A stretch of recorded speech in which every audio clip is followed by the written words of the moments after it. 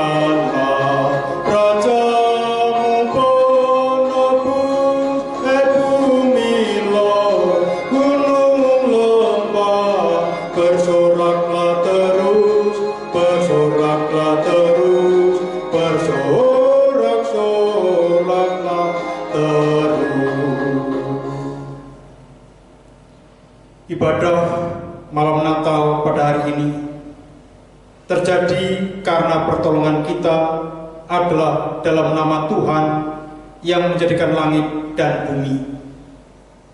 Kasih karunia dan damai sejahtera melimpahi kamu oleh pengenalan akan Allah dan akan Yesus Tuhan kita. Amin.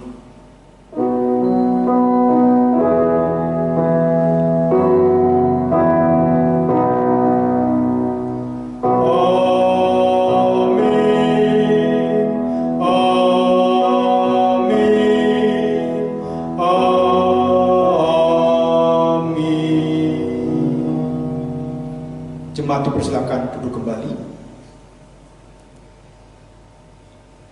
Di tengah sengsara umat Allah di masa lalu, Allah berfirman melalui Yesaya, seorang putra telah diberikan untuk kita, lambang pemerintahan ada di atas baunya, dan namanya disebutkan Orang, Penasihat Ajaib, Allah yang perkasa, Bapa yang kekal, Raja damai.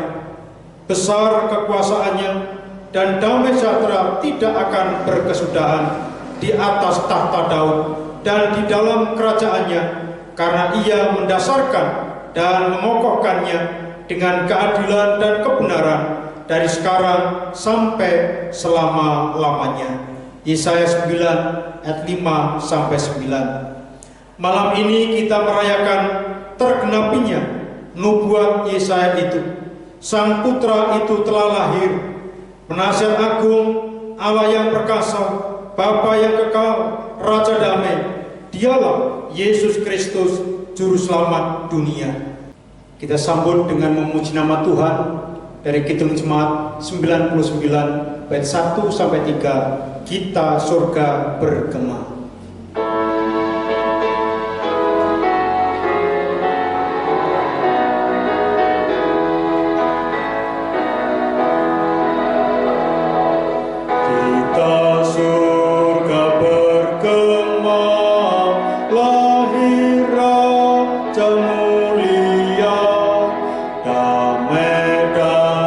Sejahtera turun dalam dunia.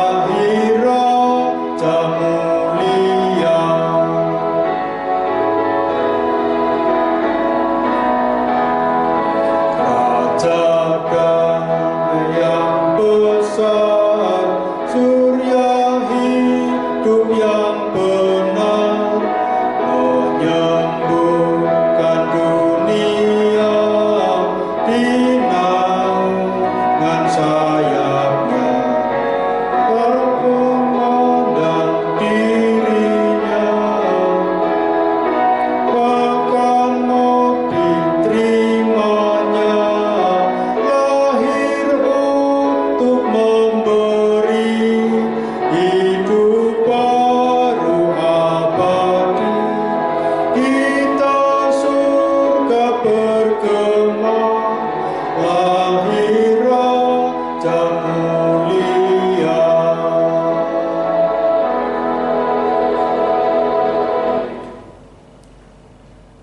Mari kita masuk dalam pengakuan dosa, supaya kita benar-benar bisa merasakan hadirat Tuhan.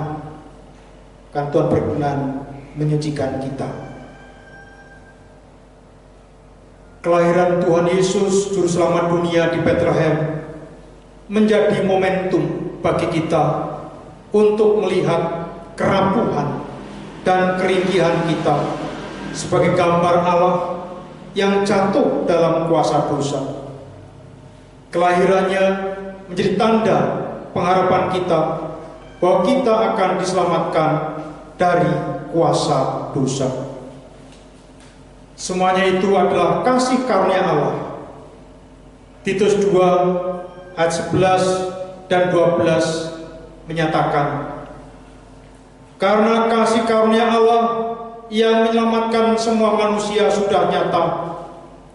Ia mendidik kita supaya kita meninggalkan kefasikan dan keinginan-keinginan duniawi, dan supaya kita hidup bijaksana, adil, dan beribadah di dalam dunia sekarang ini.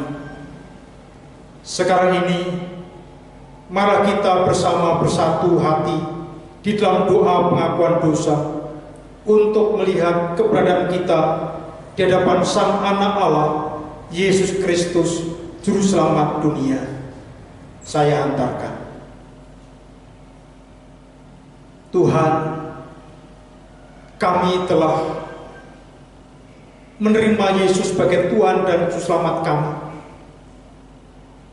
Dan yang semestinya kami hidup taat, hidup dalam keadilan, kesucian, kebenaran, supaya kami berkenan kepadamu, beribadah dengan tekun,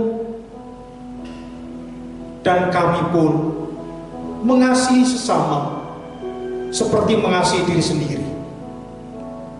Namun dalam kenyataan, kami belum mampu hidup dalam kesetiaan, keadilan, kebenaran, dan kami pun masih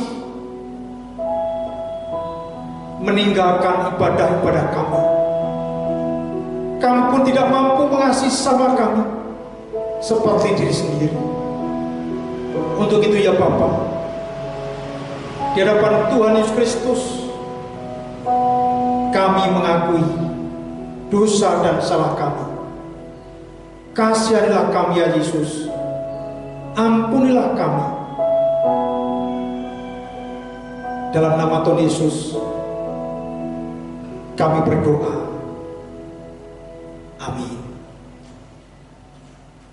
Penyesalan kita nyatakan pula dengan menyanyikan Kidung Jemaat 104. Kita nyanyikan bait yang pertama dan kedua.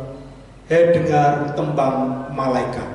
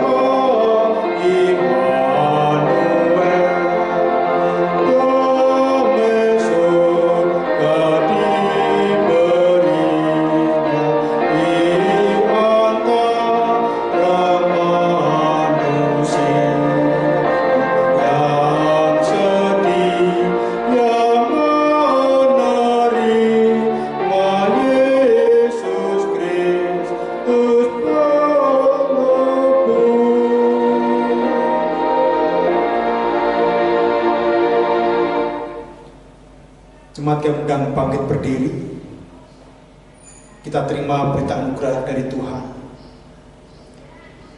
2 Petrus 1 ayat 3 dan 4 menyatakan, karena kuasa ilahinya telah menganugerahkan kepada kita segala sesuatu yang berguna untuk hidup yang saleh oleh pengenalan kita akan Dia yang telah memanggil kita oleh kuasa-Nya yang mulia dan ajaib. Dengan jalan itu Ia telah menganugerahkan kepada kita janji-janji yang berharga dan yang sangat besar, supaya olehnya kamu boleh mengambil bagian dalam kodrat ilahi dan luput dari hawa nafsu duniawi yang membinasakan dunia. Mari berita anugerah ini kita tanggapi dengan memuji nama Tuhan.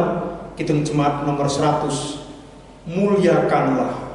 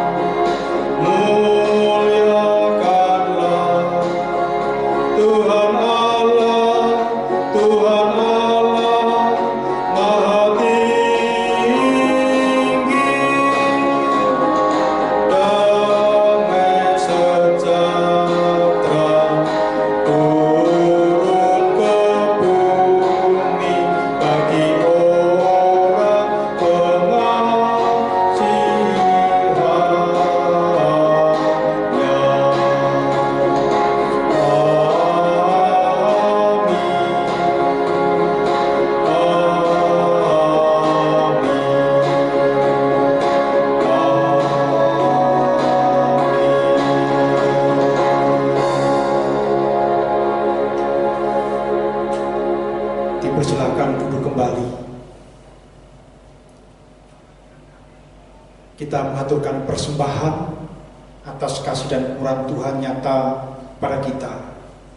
Sebagaimana para gembala datang kepada bayi Tuhan Yesus Kristus dengan membawa sesuatu yang berharga dari mereka, yaitu kisah perjumpaan mereka dengan para malaikat kepada bayi Yesus melalui Yusuf dan Maria. Demikian pula kita sebagai orang-orang percaya datang kepadanya dengan membawa yang berharga dari kita kepadanya. Mazmur 96 ayat 8 dan 9 tertulis demikian. Berilah kepada Tuhan kemuliaan namanya, bawalah persembahan dan masuklah ke pelatarannya. Sujudlah menyembah kepada Tuhan dengan berhiaskan kekudusan.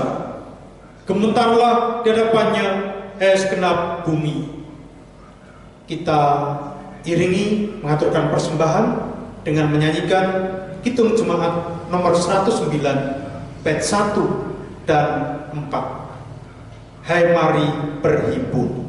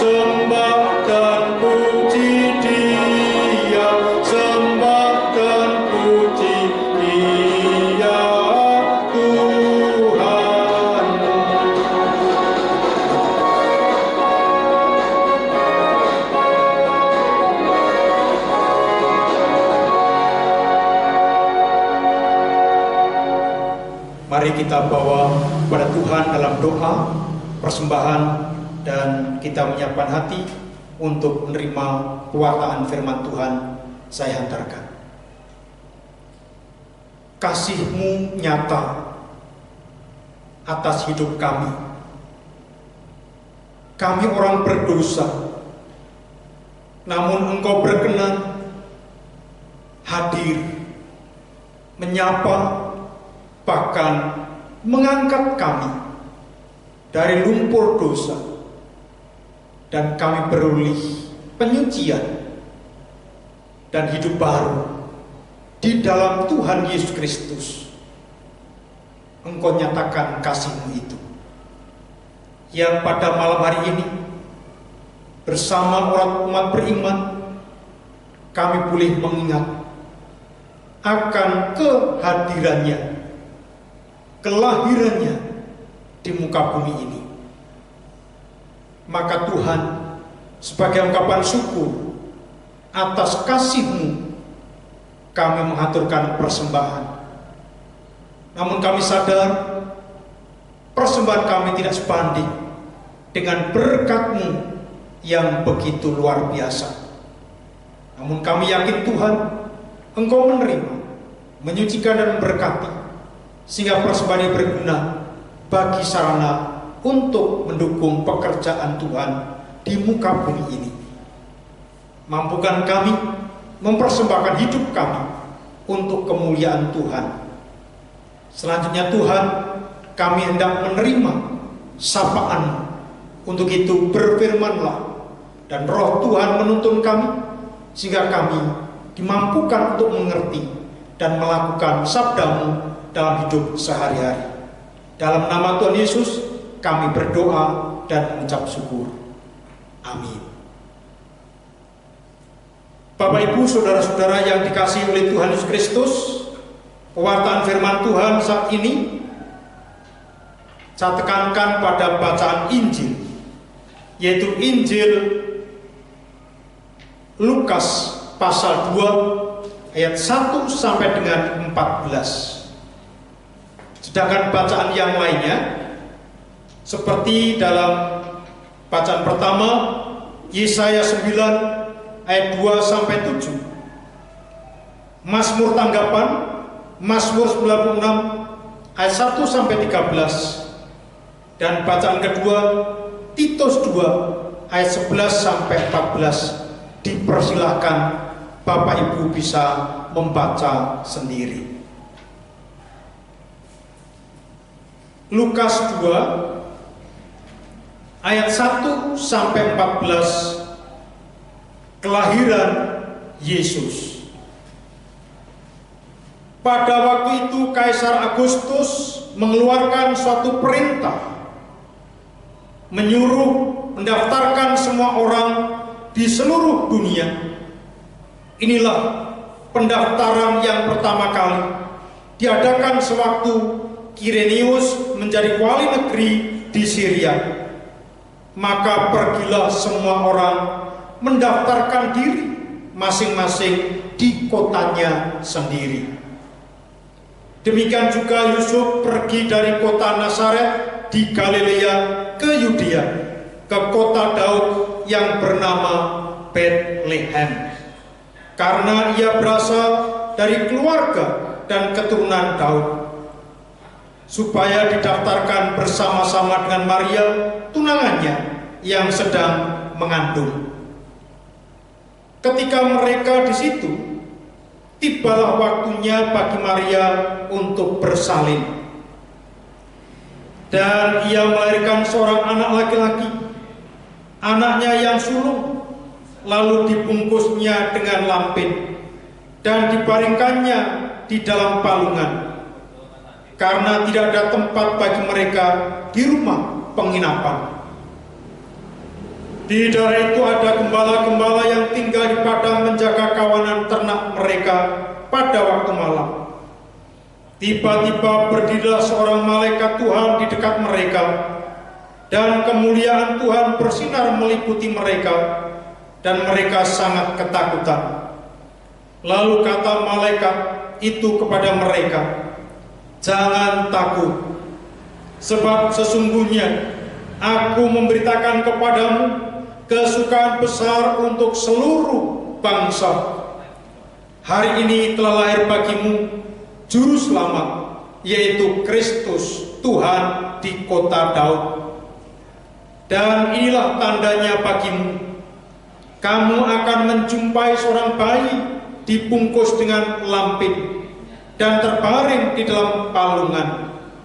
Dan tiba-tiba tampaklah bersama-sama dengan malaikat itu sejumlah besar bala tentara surga yang memuji Allah, katanya, kemuliaan bagi Allah di tempat yang maha tinggi, dan damai sejahtera di bumi di antara manusia yang berkenan kepadanya. Demikianlah Injil Yesus Kristus. Berbahagialah mereka yang mendengarkan firman Allah dan memeliharanya. Maranatha. Amin.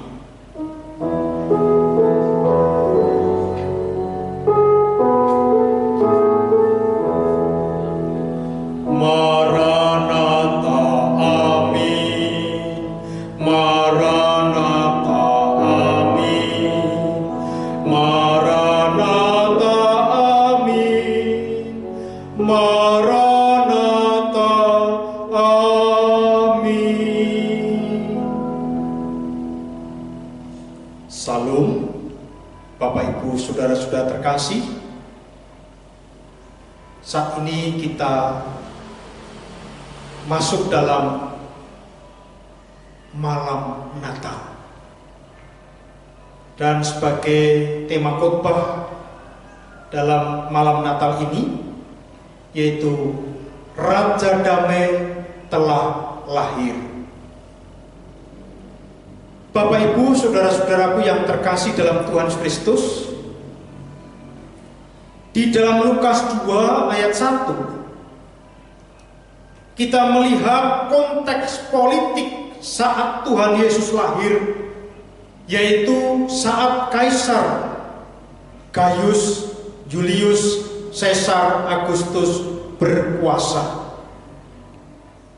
Menurut sejarah, nama sebenarnya dari Kaisar Agustus adalah Gaius Octavius, atau yang biasa dipanggil Octavian, yang berkuasa sekitar tahun 30 sampai dengan 14 Masehi.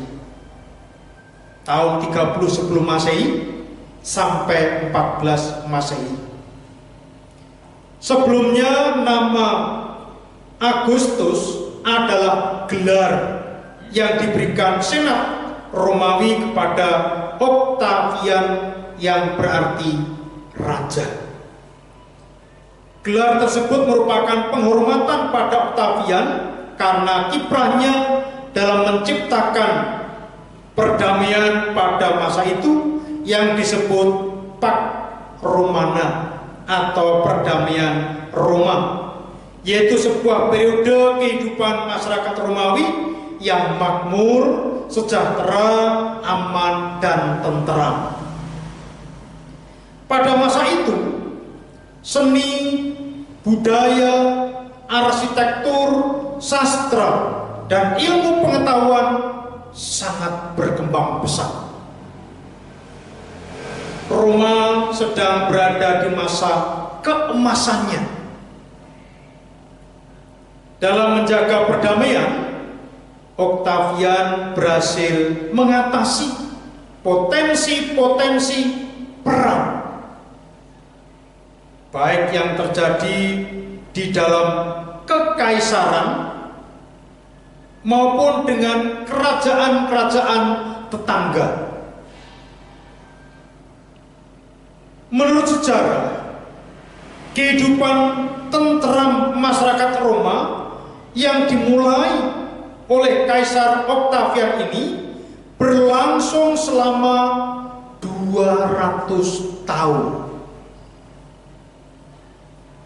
Pada masa kepemimpinannya, tidak ada satupun orang yang bisa menyaingi popularitas Kaisar Octavian ini.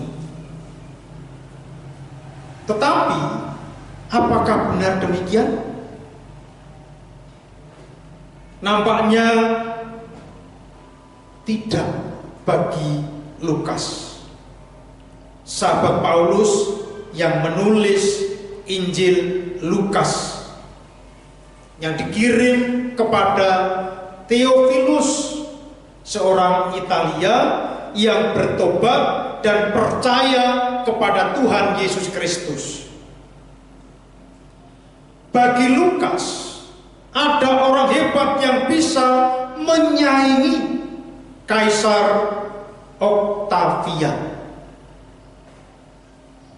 bahkan melampaui kehebatan daripada Kaisar Octavian ini. Siapakah orang itu? Orang itu adalah Yesus Kristus. Ia adalah perwujudan Allah yang kehadirannya telah dinubuatkan oleh nabi-nabi ribuan tahun yang lalu. Bapak Ibu, saudara-saudara yang dikasihi Tuhan, kita bisa melihat bagaimana kontrasnya kisah kelahiran Tuhan Yesus yang digambarkan oleh Lukas jika dibandingkan dengan kelahiran anak-anak raja yang lazim pada masa itu. Lukas menggambarkan Yesus Kristus sebagai tokoh besar yang lahir dari kehidupan pinggiran dan penuh dengan tantangan. Biasanya di dalam istana megah, sang ratu yang sedang hamil diawasi oleh para penjaga agar terhindar dari bahaya yang bisa mengancam keselamatannya, terutama yang dikandungnya. Para bidan siap siaga dan terus berada di dalam istana jika sang ratu telah menunjukkan tanda-tanda akan melahirkan. Apa yang kita baca dari kisah kelahiran Tuhan Yesus Kristus sangat jauh berbeda. Bersama suaminya Yusuf, Maria ibu Tuhan Yesus sangat jauh berbeda. Keberadaan dengan anak-anak kaisar tersebut. Bersama suaminya Yusuf, Maria ibu Yesus Kristus harus menempuh perjalanan yang jauh 170 km dari Nazaret menuju Bethlehem untuk melakukan sensus penduduk. Perjalanan yang jauh itu tentulah penuh dengan resiko, tetapi Maria tetap melaluinya. Hebatnya, dia berhasil menuntaskan perjalanan tersebut. Ketika bayi raja lahir di istana, ia akan dibalut dengan kain sutra yang mahal dan diletakkan di tempat tidur yang nyaman. Berbeda dengan Yesus yang lahir di ruangan hewan-hewan ternak, ia dibalut dengan kain lampin dan diletakkan di palungan tempat makanan hewan, di mana kita bisa tahu benarkah tempat itu bersih, higienis. Tentu tidak terjamin. Kita bisa bayangkan penyakit apa yang dapat menjangkiti seorang bayi yang rapuh pada saat itu dengan meletakkannya di palungan bersama dengan hewan-hewan ternak. Tetapi sang anak itu sangat hebat, sehebat ibunya, Maria. Bayi kecil dan rapuh itu berhasil tumbuh besar dan semakin mantap dalam karya-karyanya. Jika anak-anak raja yang lahir dikunjungi oleh raja-raja tetangga, Yesus Kristus lahir dikunjungi oleh para gembala. Orang yang status sosialnya rendah di masyarakat. Pada saat itu, jika bayi-bayi raja menerima hadiah beberapa benda yang sangat berharga dari raja-raja tetangga, Yesus Kristus hanya menerima cerita kesaksian para gembala yang berjumpa dengan malaikat, di mana cerita kesaksian tersebut merupakan barang berharga bagi mereka. Saudaraku, mengapa Lukas memuat kisah kelahiran raja yang sangat berbeda dengan kisah anak-anak raja yang lazim pada masa itu? Pada dasarnya Lukas hendak mengatakan kepada semua orang bahwa Allah,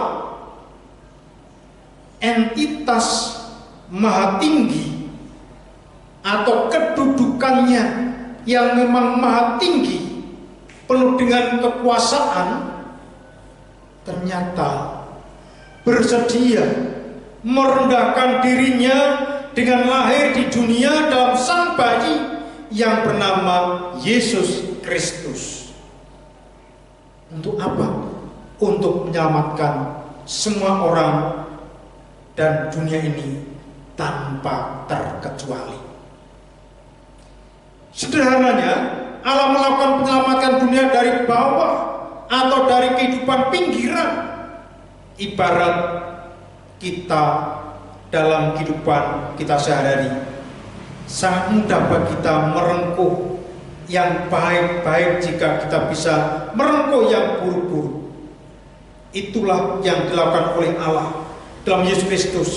Jika raja-raja dunia merengkuh kemuliaan dan kemegahan, Allah justru merengkuh kehinaan dan keterpinggiran. Saudaraku, kelahiran Yesus Kristus di dunia tentulah memiliki sebuah tujuan. Tujuannya itu adalah menghadirkan kehidupan damai sejahtera melalui pemberitaan Injil Kerajaan Allah. Kedamaian yang dibawa oleh Yesus bukanlah kedamaian lahiriah semata atau duniawi, sebagaimana yang menjadi prestasi Kaisar Agustus. melainkan kedamaian yang bersifat menyeluruh sampai menyentuh aspek batiniah, sebagaimana yang diimani oleh Rasul Paulus dalam Titus 2 ayat 12. Ia mendidik kita supaya kita meninggalkan kefasikan dan keinginan-keinginan duniawi, dan supaya kita hidup bijaksana, adil, dan beribadah di dalam dunia sekarang ini. Kedamaian versi Yesus bukan sekedar meniadakan pertengkaran secara fisik, tetapi meniadakan pertengkaran yang muncul atau terjadi di dalam pikiran atau batin kita. Pertanyaannya adalah, bagaimana kedamaian menyeluruh yang Yesus hadirkan itu bisa kita rasakan sekarang ini? Jawabnya adalah, kita perlu hidup bijaksana, adil, dan tekun beribadah. Kata bijaksana diterjemahkan dari kata Yunani supron, di mana kata ini terbentuk dari dua kata Yunani, sozo, yang artinya membebaskan atau menetralkan, dan pren, yang berarti pemikiran. Jadi bijaksana atau sopran adalah aktivitas menetralkan pikiran. Menetralkan pikiran itu berarti kita belajar membebaskan pikiran kita dari belenggu-belenggu. Belenggu itu bisa dalam bentuk yang bermacam-macam. Salah satunya adalah kekhawatiran atau pikiran, bagaimana saya hidup menurut apa kata orang. Langkah kedua adalah hidup adil. Kata adil yang diterjemahkan dari kata Yunani dikaos, yang asal katanya ada dike, yang berarti hukum. Jadi hidup adil adalah hidup berdasarkan hukum. Kita tentu tahu bahwa Indonesia adalah negara hukum. Hukum dibuat untuk menata kehidupan agar lebih beradab, bermoral, dan teratur. Ketidaktaatan pada hukum akan menciptakan kekacauan dan penderitaan. Hidup dengan prinsip diakos bukan berarti hidup dalam keterkungkungan, tetapi hidup dalam tatanan untuk mau menjadi lebih baik. Kemudian yang ketiga adalah hidup beribadah. Kata ibadah diterjemahkan dari kata Yunani eusebos, yang dibentuk dari dua kata Yunani eu, yang diterjemahkan benar, dan sebomai, yang diterjemahkan menyembah. Jadi eusebos adalah aktivitas menyembah Tuhan yang benar. Kata sebomai sendiri sebetulnya menunjuk pada sekelompok orang non-Yahudi yang percaya kepada Allah dan beribadah di sinagog seperti orang Yahudi, dan mereka tidak mengikuti ketentuan-ketentuan agama Yahudi. Ketika kata Yunani eu dihubungkan dengan sebomai, itu berarti orang-orang yang telah menjadi percaya perlu mengikuti ketentuan-ketentuan agama yang telah dianutnya. Umat beragama perlu mengikuti ketentuan agama yang dianutnya dengan benar. Dalam iman Kristen, itu berarti bahwa kita mesti mengikuti ajaran-ajaran Kristus dengan benar yang tertulis dalam Alkitab. Saudaraku, kedatangan Yesus Kristus di dunia telah menjadi terang di tengah kegelapan. Dengan melihat sang terang itu, segala suku bangsa dituntun untuk menemukan kedamaian sejati, kedamaian surgawi. Jikalau Tuhan Yesus Kristus adalah terang itu, kita orang percaya adalah pancaran-pancarannya. Jadi di dunia ini kita berperan untuk memancarkan terang Kristus di dalam keseharian dengan hidup bijaksana, adil, dan beribadah, agar segala suku bangsa merasakan damai sejahtera sejati yang telah Yesus nyatakan terlebih dahulu. Oleh karena itu kiranya firman Tuhan pada hari ini menguatkan Bapak, Ibu, Saudara, dan saya. Selamat Natal, Tuhan Yesus memberkati. Amin. Mari kita masuk dalam saat hening.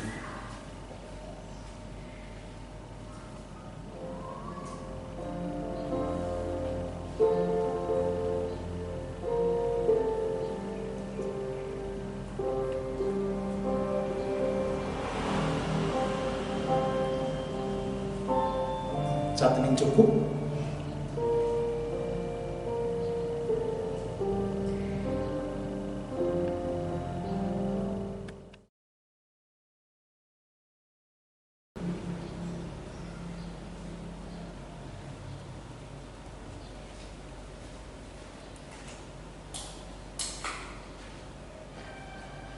Jemaat dipersilakan berdiri.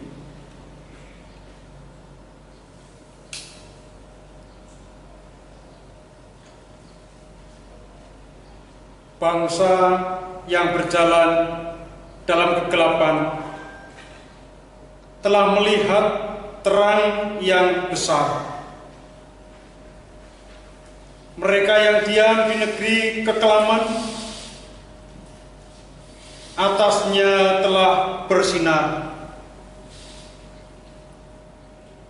Dia yang datang itu akan menyinari mereka yang diam dalam kegelapan dan dalam naungan maut, untuk mengarahkan kaki kita pada jalan damai sejahtera. Yesus Kristus, Sang Anak Allah, Raja Damai, adalah terang dunia. Terang lilin ini melukiskan cahaya Tuhan Yesus Kristus yang hadir di Bethlehem di tengah kegelapan untuk mendatangkan pengharapan kepada kita akan persekutuan abadi dalam kemuliaan bersama dengan Allah. Untuk itu, mari kita memuji nama Tuhan dari Kidung Jemaat nomor 92 bait 1 sampai 3, yaitu Malam Kudus.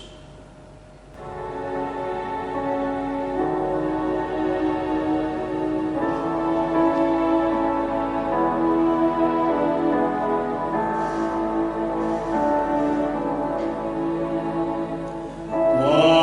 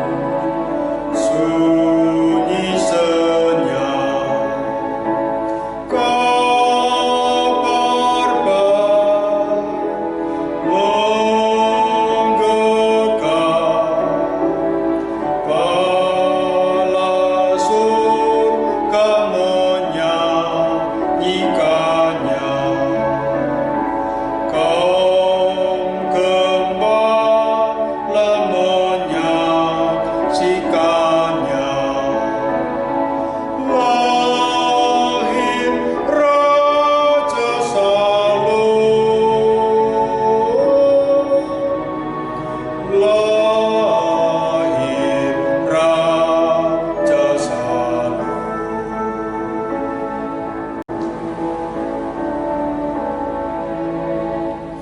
Malam kudus, sunyi senyap, kurnia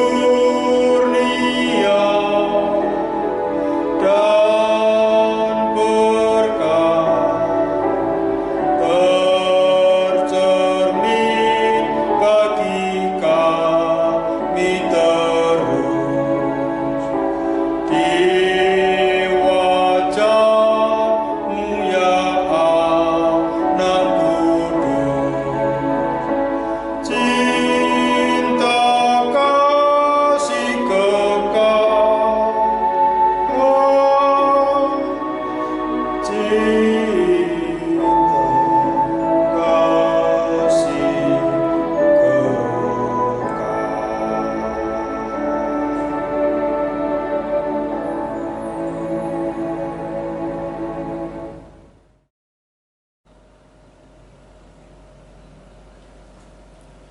Jemaat yang dikasih Tuhan, mari kita bersatu hati dalam doa syukur, syafaat, dan kita akhiri bersama dengan doa Bapa kami. Saya layankan.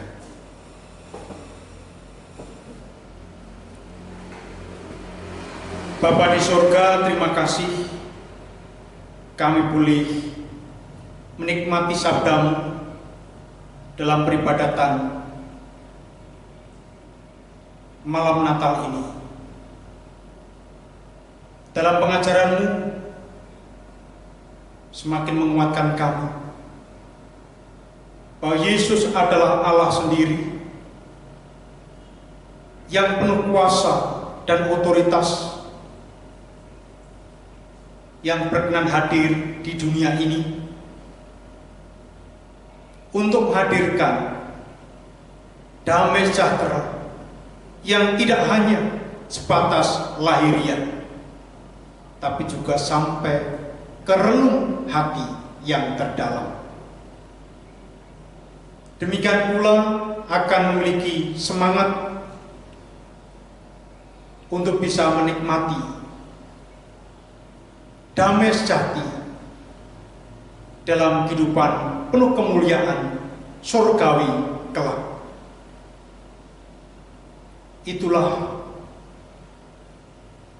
kelahiran Yesus Kristus di dunia untuk membebaskan manusia dari belenggu dosa, kemudian beroleh kehidupan yang abadi, kehidupan yang kekal. Terima kasih Bapa. Selanjutnya kami berdoa untuk kehidupan bergereja di tempat ini. Biarlah dengan ibadah malam Natal ini menggugah kami semua, umat-Mu di gereja ini, untuk senantiasa hidup dalam kebijaksanaan, adil, dan tekun dalam beribadah. Karena dengan cara itu akan bisa menikmati hadirat Allah yang dipenuhi dengan damai sejahtera yang sesungguhnya. Maka Bapa, kami serahkan hidup dan kehidupan umat-Mu di tempat ini. Bila Roh Tuhan terus menuntun kami, hingga kami pun mampu menghadirkan damai sejahtera dimanapun kami berada. Tuhan Bapa di surga, selanjutnya kami juga berdoa dalam kehidupan bergereja terkait dengan pelayanan dan upaya kami mewujudkan kesaksian. Tuhan sendiri akan menolong kami sehingga apa yang kami kerjakan tidak akan sia-sia, sehingga nama Tuhan dimuliakan, gereja Tuhan dibangun, dan kemudian banyak orang boleh mengenal Yesus sebagai Tuhan dan Juru Selamat yang sejati. Bapa di surga, kami juga berdoa untuk jemaat-Mu yang sakit, Tuhan terus melawat mereka, menjamah dan memberikan kekuatan dalam iman, pengharapan, dan cinta kasih-Nya,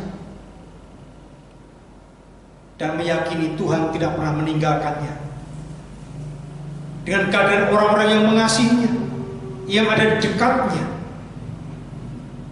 maka itulah bukti atau wujud Allah peduli atas hidupnya. Tolong Tuhan, Engkau yang terus menopang mereka.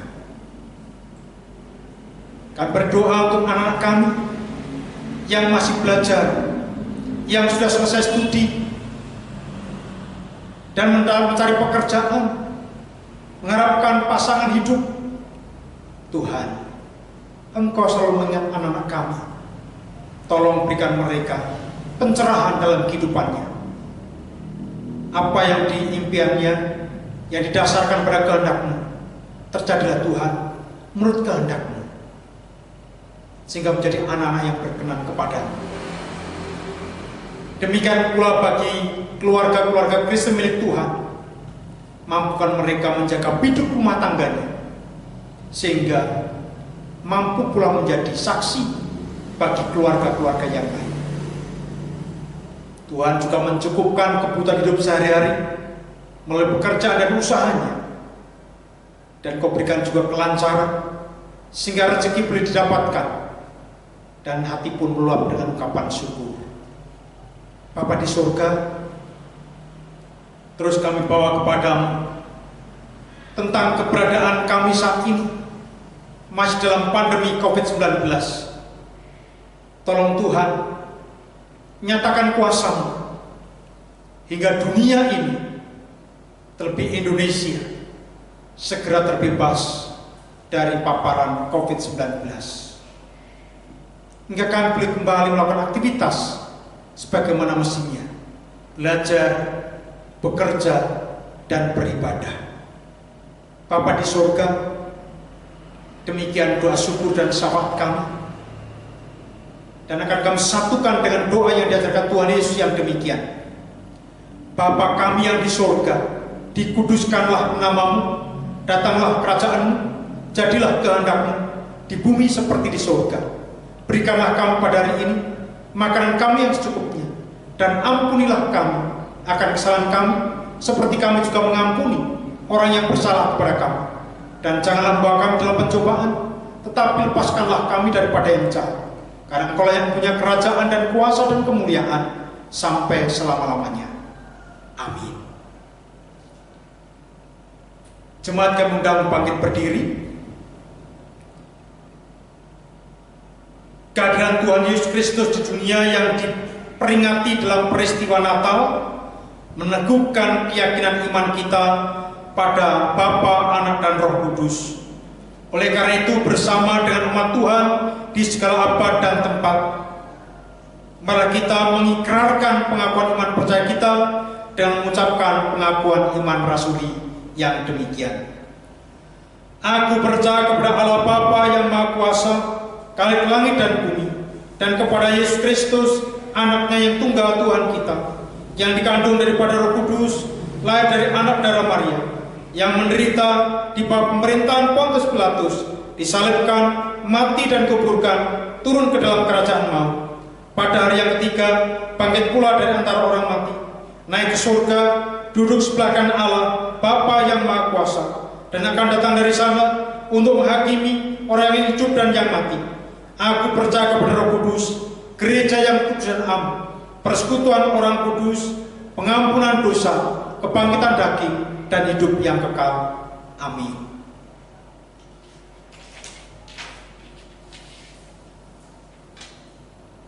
Terimalah pengutusan dari Tuhan. Katakanlah di antara bangsa-bangsa, Tuhan itu Raja, sungguh tegak dunia, tidak goyang. Ia akan mengadili bangsa-bangsa dalam kebenaran. Biarlah langit bersukacita dan bumi bersorak-sorak. Biarlah gemuruh laut serta isinya. Biarlah beria-ria padang dan segala yang di atasnya. Maka segala pohon di hutan bersorak-sorai di hadapan Tuhan, sebab ia datang untuk menghakimi bumi. Ia akan menghakimi dunia dengan keadilan dan bangsa-bangsa dengan kesetiaannya. Mazmur 96 ayat 10-12. Kita sambut dengan memuji nama Tuhan. Kidung Jemaat 120 bait 1 dan 2. Hai siarkan di gunung.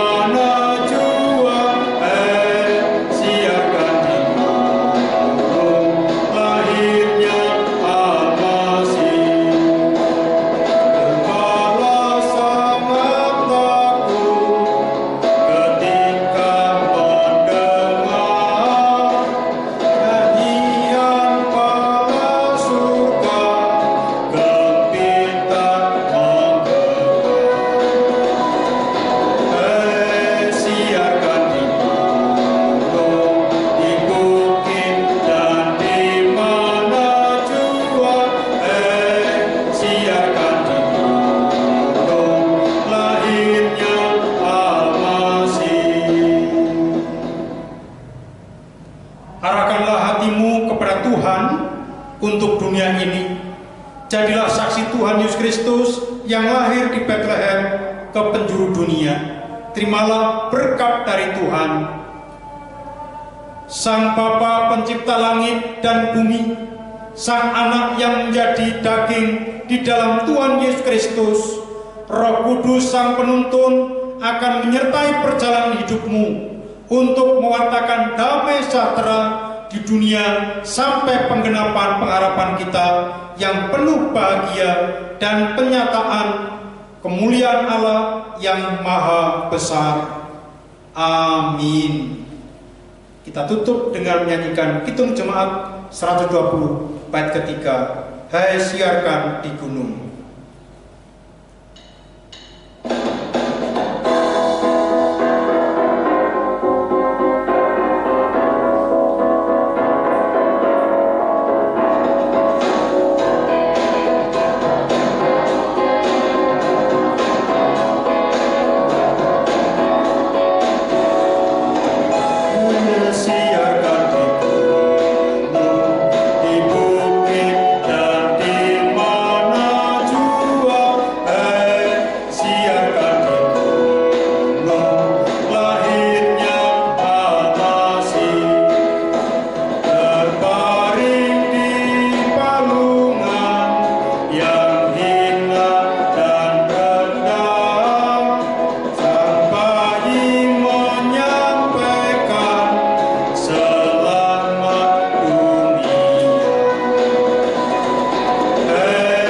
Siar